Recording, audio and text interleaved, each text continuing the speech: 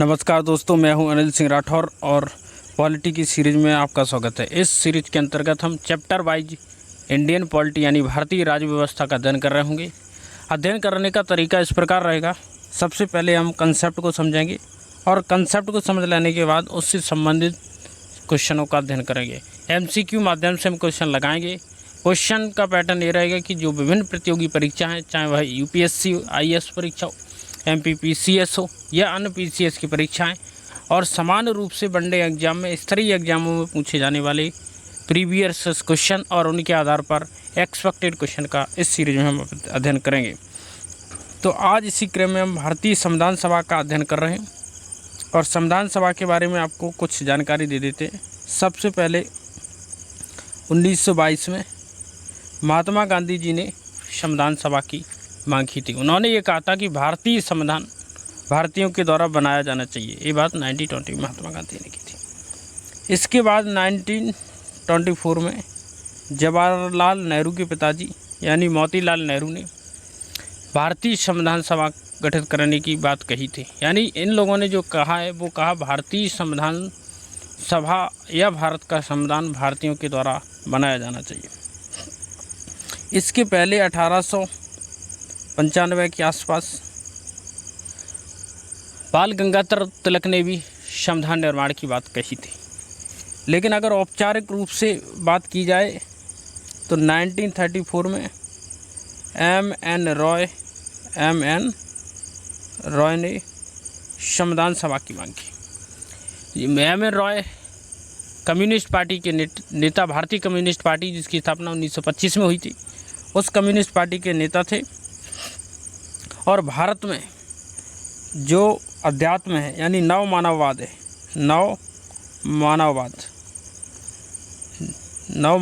के प्रणेता भारत में राम मोहन राय नहीं बल्कि M.N. रॉय को माना जाता। तो राम मोहन राय और M.N. रॉय में कन्फ्यूज नहीं होना है। जहाँ तक कम्युनिस्ट पार्टी से संबंधित वो M.N. रॉय का है, राम मोहन राय का नहीं। उन्होंने तो सती प्रथा पर रोक लगवाई थी। बात समझ में आई। अब इनका जो विकास क्रम है वो संवैधानिक अधिनियमों के माध्यम से, जिससे हम सेपरेट वीडियो में अध्ययन करेंगे क्योंकि वो फैक्चुअल इन्फॉर्मेशन है। यहाँ हम कंसेप्ट का अध्ययन करेंगे। भारत सरकार ने या फिर कह लीजिए कि भारतीय लोगों ने विभिन्न समयों पर संविधान सभा की मांग की थी। इसके परिणाम स्वरूप ब्रिटिश संसद या ब्रिटिश सरकार कानून लेकर आई और इनके माध्यम से विभिन्न कानून लाए गए। 1940 में अगस्त प्रस्ताव लाया गया। अगर अगस्त प्रस्ताव में एक आ गया कि भाई जैसे ही सेकेंड वर्ल्ड वार समाप्त होगा हम भारत को एक संविधान देने की दिशा में आगे बढ़ेंगे। फिर 1942 में क्रिप्स मिशन भारत आया। क्रिप्स मिशन में ये कहा गया कि भारत को सेकेंड वर्ल्ड वार में ब्रिटेन का साथ देना चाहिए। तत्पश्चात जो है भारत को स्वतंत्रता देने के बारे में ब्रिटिश विचार करेंगे और भारत की एक संविधान सभा बनेगी जो संविधान का निर्माण करेगी। यानी अगस्त प्रस्ताव को इसमें दोहराया गया। उसके पश्चात 1946 में कैबिनेट मिशन भारत आया। इस कैबिनेट मिशन को चूँकि कांग्रेस और मुस्लिम लीग और उन अन्य उस समय की जो राजनीतिक पार्टियां थी उन्होंने स्वीकार कर लिया और भारतीय संविधान सभा का जो प्रारूप है, ओरिजिनल ड्राफ्ट है, उस ड्राफ्ट को भी कैबिनेट मिशन योजना के माध्यम से स्वीकार किया गया। इस मिशन के अंतर्गत ये व्यवस्था की गई थी। कैबिनेट मिशन आपको पता है लॉर्ड पैथिक लॉरेंस के अध्यक्षता में 1946 में कैबिनेट मिशन भारत आया। A.B. अलेक्जेंडर और स्टीफर्ड क्रिप्स इसके सदस्य के रूप में मौजूद थे और लॉर्ड पैथिक लॉरेंस अध्यक्ष के रूप में मौजूद थे। यानी 3 सदस्यीय एक मिशन था जिससे भारत के संविधान के निर्माण और भारतीय संविधान सभा का एक ढांचागत प्रारूप तैयार करना था ताकि भारत के संविधान निर्माण के लिए संविधान सभा की कार्रवाई स्टार्ट की जा सके। इन सभी बातों के कंटिन्यूएशन में ही क्या होगा, 13 दिसंबर 1946, 13 दिसंबर 1946 ये वो तारीख है जब पंडित जवाहरलाल नेहरू ने उद्देश्य प्रस्ताव ऑब्जेक्टिव रेजोल्यूशन संविधान सभा में पेश किया। यही वो तारीख है जहाँ से भारत का संविधान लिखना प्रारंभ हो गया था, ऑब्जेक्टिव रेजोल्यूशन। लेकिन इसके पहले 2 काम हो चुके थे। 9 दिसंबर 1946 ये जो तारीख थी, इस तारीख को संविधान सभा की पहली बैठक हुई और पहली बैठक में डॉक्टर सच्चिदानंद सिन्हा जी को जो है संविधान सभा का अस्थायी चेयरमैन चुना गया। अस्थायी चेयरमैन चुनने के पीछे उद्देश्य यह था कि जो सच्चिदानंद सिन्हा थे वो सबसे वायुवृद्ध यानी वृद्ध सदस्य थे, सबसे वृद्ध थे, तो उनके सम्मान में उन्हें नियुक्त किया गया। और उद्देश्य यही था कि जब तक एक फुल टाइम चेयरमैन का इलेक्शन नहीं कर लिया जाता है, उनका चूज नहीं कर लिया जाता है, तब तक जो है डॉक्टर सच्चिदानंद सिन्हा अध्यक्ष के रूप में बने रहेंगे। 11 दिसंबर 1946 को संविधान सभा ने अपने पहले और स्थायी अध्यक्ष को चुनाव कर लिया और ये थे डॉक्टर राजेंद्र प्रसाद। तो राजेंद्र बाबू को उन्होंने अपना स्थायी अध्यक्ष बना लिया और यही अंत तक अध्यक्ष बने रहे, यानी कि बाद में भी जो अध्यक्ष के पद पर सुशोभित हुए, अध्यक्ष बने रहे, वो थे सच्चिदानंद सिन्हा। तो डॉक्टर राजेंद्र प्रसाद संविधान सभा के अध्यक्ष थे और यही भारत के जो है प्रथम राष्ट्रपति भी बने।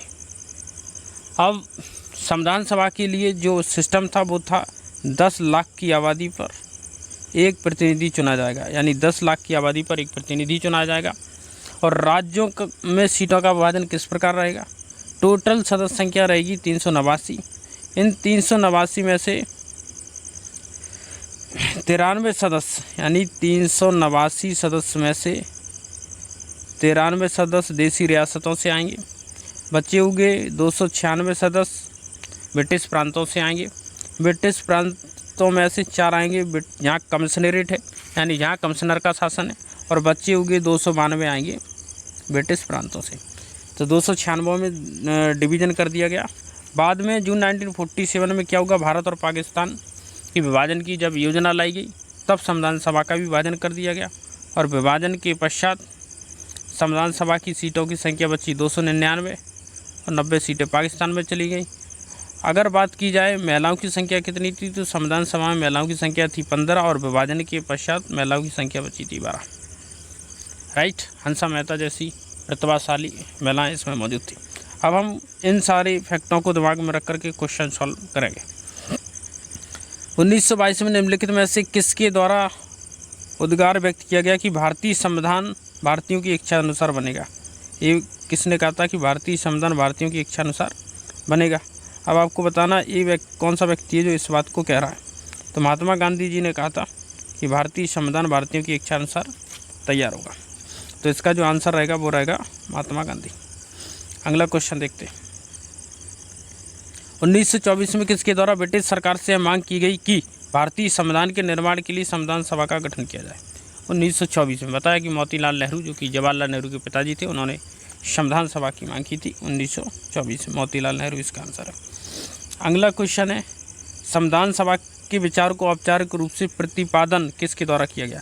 अगर औपचारिक रूप से बात की जाए तो किसने इसका प्रतिपादन किया था? ऑप्शन है मोतीलाल नेहरू, जवाहरलाल नेहरू, एम.एन. रॉय। बताइए औपचारिक रूप से किसने प्रतिपादन किया था? जब अगर आप सोच रहे हैं कि इसका आंसर जवाहरलाल नेहरू है तो गलत है, मोतीलाल नेहरू हो सकता है इसका आंसर। नहीं, मैंने बताया कि औपचारिक रूप से 1934 में किसने, एम.एन. रॉय ने जो है संविधान सभा की मांग की थी। कब मांग की थी? 1934 में कम्युनिस्ट पार्टी के नेता एम.एन. रॉय ने संविधान सभा की मांग की थी। Right, M.N.. और अगर बात की जाए कम्युनिस्ट पार्टी की, इसकी स्थापना हुई थी 1925 में और रूसी क्रांति से ये प्रभावित थी। अगला, संविधान सभा को किसने मूर्त रूप दिया था? किसने दिया था? मूर्त रूप का मतलब है कि संविधान कब लिखना स्टार्ट हो गया? तो 13 दिसंबर 1946 को, जिस दिन ऑब्जेक्टिव रिजोल्यूशन आया था, जवाहरलाल नेहरू ने संसद में प्रस्तुत किया था या उस समय की संविधान सभा में प्रस्तुत किया था। तो यहीं से संविधान सभा को कहते हैं कि मूर्त रूप दिया गया। तो इसका आंसर होगा जवाहरलाल नेहरू। संविधान सभा ने किस वर्ष किसी प्रकार के आक्षेप के बिना भारतीय जनता द्वारा संविधान के निर्माण की मांग को लेकर के प्रस्ताव पारित किया था? तो कांग्रेस का बताना कि कांग्रेस ने कब प्रस्ताव पारित किया था कि भारतीय संविधान का निर्माण भारतीय जनता द्वारा किया जाएगा? तो 1936 और डेट है जब कांग्रेस पार्टी ने ऑफिशियली ये मांग की थी कि भारतीय संविधान भारतीय जनता के द्वारा बनाया जाएगा। आगे कुछ क्वेश्चन और देखेंगे। 1938 में किस व्यक्ति ने वयस्क मताधिकार के आधार पर संविधान के गठन की मांग की? इससे आपको हम एक तरीके से समझाएंगे। जब भी लोकतंत्र की बात हो, लोकतंत्र की बात हो, उदारवाद की बात हो, समाजवाद की बात हो, समाजवाद, इनके या फिर इन कंसेप्ट की बात हो या इनके मूल्यों की बात हो, तो ऐसे रिकॉन्सिलिएशन करने वाले थे जवाहरलाल नेहरू। जवाहरलाल नेहरू बातचीत के माध्यम से, मिलजुल करके, प्रेम के माध्यम से, रोमांस के माध्यम से सारी चीज़ों को सॉल्व करना चाहते थे। यही कारण कि कश्मीर इश्यू उन्होंने फंसा लिया। तो 1938 में जवाहर भाई ने जो है संविधान सभा की मांग की थी। उन्होंने क्या कहा था कि संविधान सभा का चुनाव वयस्क मताधिकार के आधार पर होना चाहिए। वयस्क मताधिकार का मतलब क्या है? वयस्क मताधिकार का अर्थ ये है कि एक व्यक्ति रहेगा, उसका एक वोट रहेगा, और व्यक्ति कौन सा रहेगा? वह व्यक्ति जिसकी आयु 18 साल है। भारत में उसे वयस्क माना जाता है, राइट। जहाँ तक मतदान की बात है, आर्टिकल 326 इस बारे में बताता है कि भाई कोई भी व्यक्ति जो भारत का नागरिक है, 18 साल की उम्र पूरी कर चुका है, उसे वयस्क की कैटेगरी में माना जाएगा और उसे वोट करने का अधिकार होगा। वर्ष 1942 में किस योजना के तहत ये स्वीकार किया गया कि संविधान सभा का गठन होगा और युद्ध उपरांत संविधान का निर्माण करेगी? यानी आपको मैंने बताया था कि कृष्ण मिशन आया था, इसने ये कहा था कि यदि भारत युद्ध में अंग्रेज़ों का साथ देता है तो युद्ध के पश्चात विचार किया जाएगा कि भारत को स्वतंत्रता दी जाए और भारत के संविधान के निर्माण के लिए एक संविधान सभा बनेगी। तो इसका आंसर है कृष्ण मिशन। संविधान सभा के गठन की मांग सर्वप्रथम 1895 में बाल गंगाधर तिलक ने की थी। किसने की थी? बाल गंगाधर तिलक ने की थी। तिलक। भारत की संविधान सभा गठित करने का आधार क्या था? आधार क्या था बताइए। अब कॉमन सेंस हल कीजिए इस क्वेश्चन को। भारतीय राष्ट्रीय कांग्रेस का प्रस्ताव था? नहीं। अगर प्रस्ताव होता तो कब के आज़ाद हो गए होते। कैबिनेट मिशन योजना, स्वतंत्र भारत अधिनियम, नहीं, ये तो भारत की आज़ादी से संबंधित है। यहाँ संविधान की बात हो रही। डोमिनियन स्टेटस की मांग को कांग्रेस ने अस्वीकार कर दिया था। पहले कांग्रेस डोमिनियन स्टेटस की मांग करती थी, लेकिन जब लाहौर अधिवेशन हुआ 1930 में, और उस समय 26 जनवरी के दिन 15 अगस्त मनाया गया, सर्वप्रथम राष्ट्रीय ध्वज फहराया गया, और तब से कांग्रेस ने ऑफिशियली पूर्ण स्वराज की मांग को अडॉप्ट कर लिया। यानी कि 26 जनवरी 1930 ये वो डेट है जब कांग्रेस ने पूर्ण स्वराज की मांग करती थी। यानी अब केवल आज़ादी चाहिए, आज़ादी के बिना काम नहीं चलेगा, यानी आज़ादी से अब कम कुछ नहीं। तो पूर्ण स्वराज की मांग कांग्रेस ने 1930 के लाहौर अधिवेशन में की गई। इसमें संविधान सभा को गठित करने का आधार क्या है? Cabinet mission plan. आपको बताया कि लॉर्ड पैथिक लॉरेंस के नेतृत्व में कैबिनेट मिशन भारत आया। स्टीफर्ड क्रिप्स और सन जॉन साइमन जैसे लोग भी इसमें शामिल हुआ करते थे। बताया 3 लोगों की एक कमेटी थी जो कि भारत में आई थी। भारत की संविधान सभा किसके द्वारा गठित की गई थी? अभी इसका डिस्कस कर रहे थे। कैबिनेट मिशन योजना के द्वारा भारतीय संविधान सभा को गठित किया गया था। प्रारूप किसने तैयार किया था? कैबिनेट मिशन योजना ने। सन 1936 में भारतीय राष्ट्रीय कांग्रेस द्वारा संविधान सभा के गठन की मांग कहाँ पर हुई अधिवेशन में रखी गई? यानी कौन सा अधिवेशन हुआ था जहाँ पर संविधान सभा के गठन की मांग को भारतीय राष्ट्रीय कांग्रेस के अधिवेशन में हुआ? आपको जानकारी के लिए बता दें, भारतीय राष्ट्रीय कांग्रेस का अधिवेशन दिसंबर के महीने में प्रत्येक वर्ष आयोजित किया जाता है। इसकी स्थापना से ही ये स्टार्ट है। आज भी जो कांग्रेस है वर्तमान, उसमें भी दिसंबर के महीने में कांग्रेस का वार्षिक अधिवेशन होता है। उस समय अधिवेशन ये फैजपुर में हुआ था, और फैजपुर अधिवेशन में ही 1936 में संविधान सभा की मांग को जो है भारतीय राष्ट्रीय कांग्रेस के फैजपुर अधिवेशन में 1936 में रखा गया था। कैबिनेट मिशन योजना के अनुसार संविधान सभा में कुल कितने सदस्य होने चाहिए था? पहले भी बताया कि संविधान सभा में जो सदस्य थे वो 389 थे। विभाजन के पश्चात 299 रह गए थे। इसका आंसर है 389।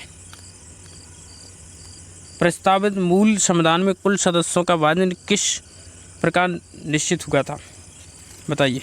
ब्रिटिश प्रांतों में कितने लोग थे? ब्रिटिश प्रांतों में 292 प्रतिनिधि थे। देशी रियासतों में 93 प्रतिनिधि थे। और कमिश्नरेट जो थे, मुख्य कमिश्नरी क्षेत्र, वहाँ से 4 प्रतिनिधि थे। यानी कि कहेंगे जो चारों बातें लिखी हैं वो अपने आप में सही है, तो आंसर हो जाएगा उपरोक्त सभी। यानी ब्रिटिश प्रांतों में 292 प्रतिनिधि थे, देशी रियासतों में 93 प्रतिनिधि थे, मुख्य कमिश्नरी क्षेत्र से 4 प्रतिनिधि थे। इस प्रकार संविधान सभा में कुल मिलाकर के 389 लोगों का कंपोजिशन था। संविधान सभा के विभिन्न प्रांतों के लिए 292 सदस्यों का निर्वाचन होना था। तो इनमें से ये बता रहे कि कांग्रेस के कितने सदस्य थे।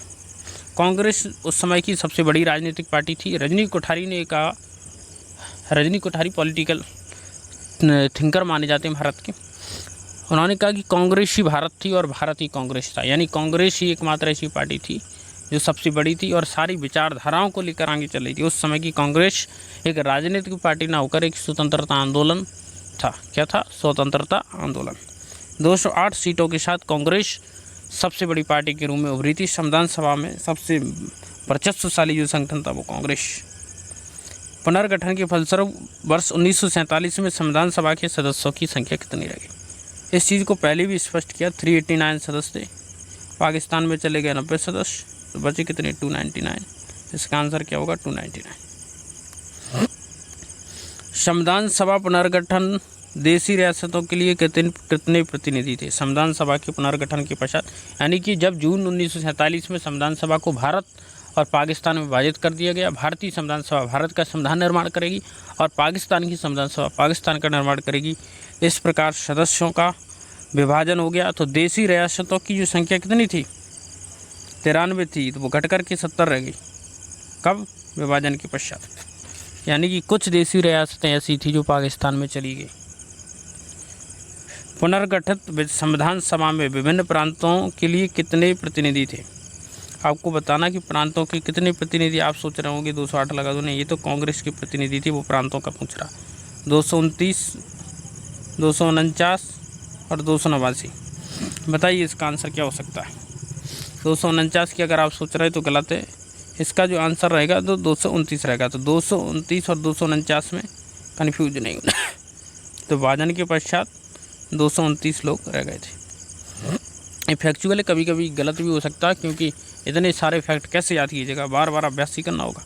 कैबिनेट मिशन योजना के अंतर्गत संविधान निर्मात्री परिषद जो थी, उसमें व्यवस्था की गई थी कि 10 लाख की आबादी पर एक व्यक्ति का या एक प्रतिनिधि का चुनाव होगा। ये संविधान सभा की व्यवस्था थी, 10 लाख पर एक व्यक्ति। संविधान सभा के सदस्यों को किसने प्रत्यक्ष रूप से निर्वाचित किया? तो भारत की प्रांतीय सरकारें जो थी, राज्य की सरकारें थी उस समय की, वहाँ से चुनकर आए थे संविधान सभा के लोग। जैसे कि आज राज्यसभा के सदस्य चुनकर आते, तो प्रांतों की विधानसभाओं ने चुना था 10 लाख की आबादी पर एक। अंतिम क्वेश्चन है, संविधान सभा में किस प्रांत का प्रतिनिधित्व सबसे अधिक था? आज अगर आप देखेंगे तो सबसे बड़ा प्रांत आपको कौन सा दिखेगा? या राज्य? उत्तर प्रदेश। उस समय इस यूपी का नाम था, उत्तर प्रदेश का नाम था संयुक्त प्रांत। संयुक्त प्रांत, इसीलिए उस समय संयुक्त प्रांत का प्रतिनिधित्व सबसे अधिक था। आप समझिए कि उत्तर प्रदेश से उत्तराखंड बन गया, यानी कि उस समय का उत्तर प्रदेश बड़ा विशाल हुआ करता था। आज भी उसकी जनसंख्या 21 करोड़ है, उस समय भी जनसंख्या अधिक थी। तो ये था हमारा आज का कार्यक्रम। प्लीज़ हमारे चैनल को लाइक, सब्सक्राइब और शेयर करना ना भूलें। नमस्कार, जय।